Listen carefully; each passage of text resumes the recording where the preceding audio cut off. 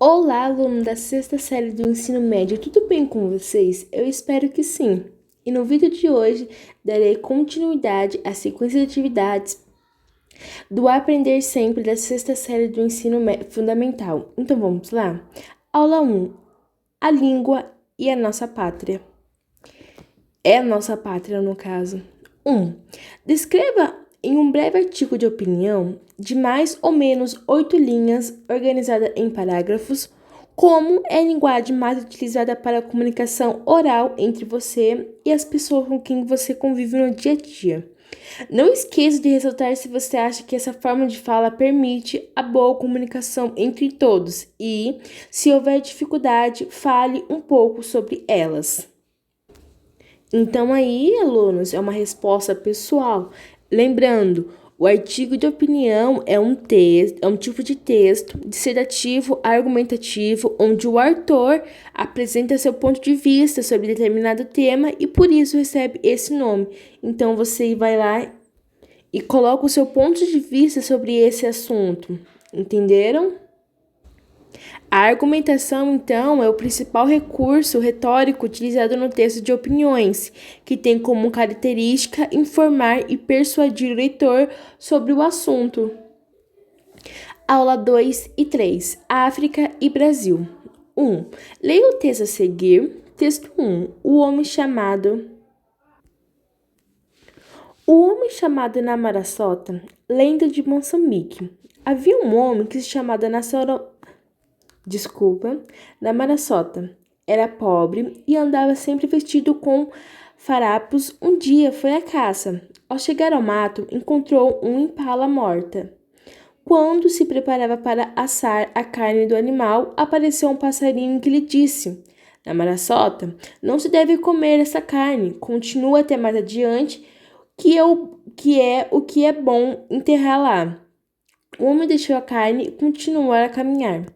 Ele obedeceu e continuou a andar até que viu uma casa junto ao caminho. Parou e uma mulher que estava junto da casa chamou-o, mas ele teve medo de se aproximar, pois estava muito esfarrapado. Chega aqui, insistiu a mulher. Namaraçota aproximou então. Então disse ela. Ele não queria entrar porque era pobre, mas a mulher insistiu e Namaraçota entrou finalmente. Vai te lavar e veste essa sopa, disse a mulher. E ele lavou-se e vestiu as calças novas. Em seguida, a mulher declarou: A partir desse momento, essa casa é tua. Tu és o meu marido e passa a ser tua a mandar. E Namaraçota ficou deixando de ser pobre. Texto 2. Moçambique. Daí aqui é um mapa. Moçambique é um país localizado no sudeste do continente africano, banhado pelo Oceano Índico a leste e que faz fronteira com a Tanzânia ao norte. A capital é a maior cidade do país, e Maputo, anteriormente chamado de Lourenço Marques, durante o domínio português. A língua oficial é o português. Moçambique é membro da Comunidade dos Países de Língua Portuguesa. A. A lenda que você leu vem de tradição de Moçambique. Qual é a língua oficial falada nesse país? Então, aí a resposta é português, assim como no Brasil. B. Na lenda, existem formas de escrever diferentes das que costumamos ter na língua portuguesa brasileira. Escolha um trecho da lenda para comprovar sua resposta. Então, aí, pessoal, a resposta é na lenda, ao uso da segunda pessoa, tu, nas partes, vai te lavar e esta casa é tua, tu és o meu marido e passa a ser tu a mandar, ok? C. Você conhece alguém com o nome da personagem principal da lenda? Quais são os nomes comuns no Brasil? Então, pessoal, aí que tá dizendo assim, se você sabe de algum nome do personagem principal da lenda, você é uma resposta pessoal sua. Mas aí, quais são os nomes comuns do Brasil? Você pode colocar Maria, José, Antônio, João, Francisco, Ana, Luiz, Paulo e entre outros. Aula 4. Falamos todos iguais?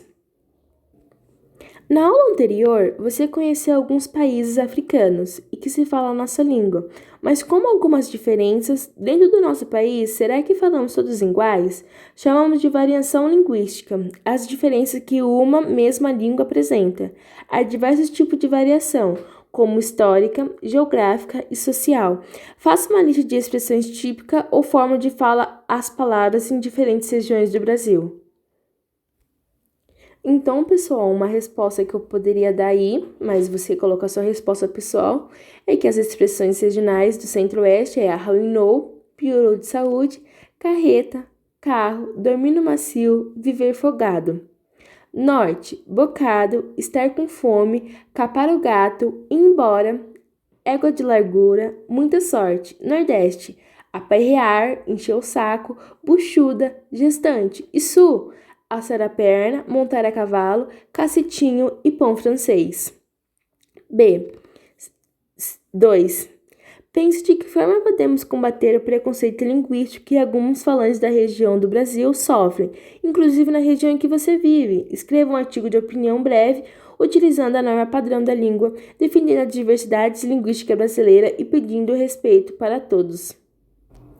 Então, pessoal, aí você vai escrever um artigo de opinião seu, lembrando, o preconceito linguístico é segundo as variedades linguísticas de menos prestígio social.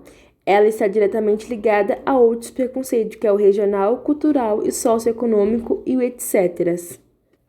Então, pessoal, o Brasil apresenta uma grande extensão territorial ocupada por povos de várias culturas, como os índios brasileiros, imigrantes vindos de vários países europeus, a exemplo da França e afrodescendentes. Então, pessoal, como a gente pode estar evitando o preconceito linguístico nas escolas, que é principalmente, onde que recebe mais crítica e preconceito? Então, é abordar o tema nas aulas, aprofundar os estudos a respeito da linguagem, da sociologia, incentivar os educadores a não reforçarem o preconceito linguístico, apresentar produções artísticas que mostrem as diferenças regionais, promover atividades para enfrentamento dos preconceitos. Aula 5, tipo assim. Leia a tirinha a seguir. Um amor tipo assim. Tipo que eu conheci uma menina bonita, tipo muito. Ela era tipo que a gente fina, aí tipo que eu fiquei interessado. Conversamos tipo uma hora tipo que acabamos tipo que namorando. Ah, explique o humor da tirinha. Então, pessoal, aí a resposta é que o humor da tirinha consiste na repetição do temor tipo, que evidencia a animação do personagem e o viso da linguagem da gíria tipo. B. As palavras tipo e mina são próprias da norma padrão da língua. Por que elas funcionam no contexto da tirinha? Então, aí, pessoal, a resposta é que as palavras são gírias, portanto, são parte da linguagem informal. No entanto, o uso delas faz sentido na tirinha, por se tratar de um menino falando. C. Você conhece alguma outra gíria? Dê exemplo, em que contexto elas são empregadas normalmente? Então, aí é uma resposta pessoal. Aula 6. Contexto. 1. Todo texto escrito ou falado ocorre em uma situação. A essa situação damos o nome de contexto. A seguir, você lerá alguns textos que costumamos encontrar em alguns contextos específicos. A. Leia os textos com atenção. B. Escreva em qual situação de comunicação eles costumam aparecer. Texto 1. Senhor gerente, sirva-me de apresentar cartas para fazer a seguinte reclamação. Em maio de 2020, comprei neste estabelecimento um ventilador, que depois de uma semana de uso quebrou. Como estou dentro do prazo para reclamar, de acordo com o Código de Defesa do Consumidor, e constatado que o defeito compromete o bom funcionamento do meu ventilador, venho solicitar a troca do produto. Desde já agradeço sua atenção. São Paulo, 17 de julho de 2020. Assinado Joel Rodrigues. Contexto. Então aí, pessoal, a resposta seria carta de reclamação de consumidor. Texto 2. Pessoal, peço licença para divulgar aqui no grupo do WhatsApp que estou vendendo meu carro. Ano, fabricador, modelo 2013. Única dona, placa final 2, rodízio, segunda-feira, quarto portas, ar-condicionado, direção hidráulica, vidros elétricos, aceito proposta. Maiores informações por inbox, quem puder repassar as informações. Valeu? Então, aí o contexto é a divulgação de vendas de produtos pelas redes sociais. Texto 3. Pesquisador da USP constrói game para ensinar história medieval. Jogo online que está sendo produzido na universidade mostra que os games são uma maneira de explorar, entender e até questionar a história de forma lúdica e divertida. Por Shirley Santana. Sejam eles elétricos, de cartas ou de tabuleiros, os jogos fazem parte do cotidiano de jovens e adultos. Além da diversão que proporcionam, muitos apresentam histórias e narrativas para lá, de interessantes. E é o caso de Os Triunfos de Talark, um jogo de tabuleiro e estratégia ambientada na Irlanda do século XIII e XIV, desenvolvida pelo pesquisador Vinícius Marino Carvalho, do Laboratório de Estudos Medievais, LEME, em parceria com o grupo de pesquisa Arizel, Arqueologia Interativa e Simulação Eletrônica da USP. Então, aí o contexto e a resposta, que é a notícia de jornal para o público que se interessa por games.